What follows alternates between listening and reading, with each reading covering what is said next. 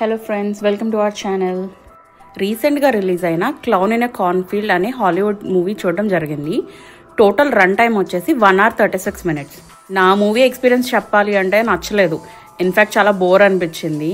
ఇది same నేమ్తో 2020లో release అయిన novel మీద బేస్ చేసి తీశారు. అండ్ R-rated మూవీ ఇక్కడ ఇది. చాలా బ్లడ్ అండ్ వైలెన్స్ ఉంది. అసలు ప్లాట్ లైన్ ఏంటి అంటే, కెటిల్ స్ప్రింగ్స్ అనే చిన్న టౌన్లో కార్న్ఫీల్డ్స్ ఉన్న ఏరియాలో సీరియల్ కిల్లింగ్స్ జరుగుతూ ఉంటాయి అన్నమాట, క్లాన్ ఫేస్తో. చాలా కాలం తర్వాత ఒక గ్రూప్ ఆఫ్ టీనేజర్స్ మళ్ళీ ఇలాంటి సిచ్యువేషన్లో ఇరుక్కుంటారు. ఎందుకు అలా జరుగుతుంది, వాళ్ళు ఎస్కేప్ అయ్యారా లేదా అనేది మూవీలో చూస్తారు.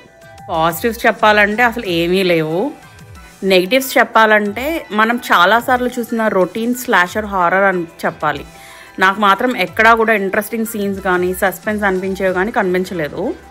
ఆల్మోస్ట్ అన్ని సీన్స్ ప్రిడిక్టబుల్గానే ఉంటాయి. ఈ మధ్యలో ఏదో కామెడీ అని ట్రై చేశారు, అది మనమే కితకథలు పెట్టుకున్నా నవ్వురాదేమో. ఈ మూవీని డైరెక్ట్ చేసింది వచ్చేసి ఎలీ క్రేగ్. ఈయన ఇంతకుముందు little evil, Tucker and Dale versus evil movies చేశాడు. మెయిన్ యాక్టర్స్ వచ్చేసి Katie Douglas, Aaron Abrams, Cason McCormack, Kevin Durant, Will Sasso ఉన్నారు. ఎవరి యాక్టింగ్ పెద్ద గొప్పగా ఉండదు. ఇలాంటి మూవీస్కి మ్యూజిక్, ఎడిటింగ్ అండ్ సినిమాటోగ్రఫీ చాలా ఇంపార్టెంట్. బట్ ఎక్కడా కూడా గ్రిప్పింగ్గా అనిపించలేదన్నమాట technicians work. Post credit scenes ఏమైనా ఉన్నాయా అంటే లేవు. బట్ క్లైమాక్స్లో క్వశ్చన్ మార్క్ సీన్స్ కొన్ని ఉన్నాయి. నోవెల్ ప్రకారం అయితే సెకండ్ బుక్ 2022లో రిలీజ్ అయిందంట. సో ఈ మూవీకి సీక్వెల్ వస్తుంది అని అనుకోవాలి మనం. ఈ వీడియోలో చెప్పింది కేవలం నా మూవీ ఎక్స్పీరియన్స్ మాత్రమే.